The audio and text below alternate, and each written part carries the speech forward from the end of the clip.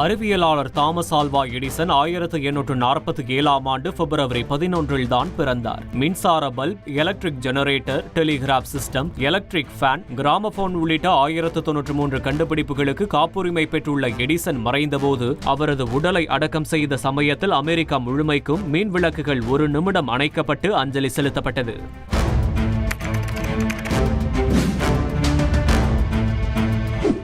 1933 மகாத்மா காந்தி ஹரிஜன் என்ற பத்திரிகையை துவங்கிய தினம்தான் இன்று.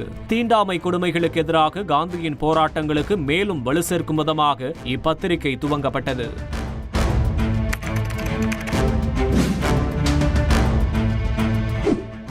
1979 அயதுல்லா கமேனி தலைமையில் ஈரானிய புரட்சி வெற்றி பெற்றது இதே தினத்தில்தான். இஸ்லாமிய புரட்சியின் போது மேற்கத்திய ஆதரவு மன்னர் ஷா முகமது ரேசா பஹ்லவி வீழ்த்தப்பட்டார். ஷியா மதகுருவான கமேனி தலைமையில் ஈரான் புத்துயிர் பெற்றது.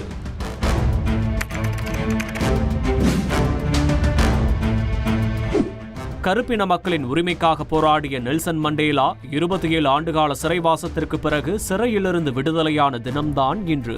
நிறவரி கொடுமைக்கு எதிராக போராடிய மண்டேலா மக்களாட்சியில் தேர்ந்தெடுக்கப்பட்ட முதல் குடியரசுத் தலைவராவார். அமைதிக்கான நோபல் பரிசு பெற்ற நெல்சன் மண்டேலா 1990 இதே நாளில்தான் சுதந்திர காற்றை சுவாசித்தார்.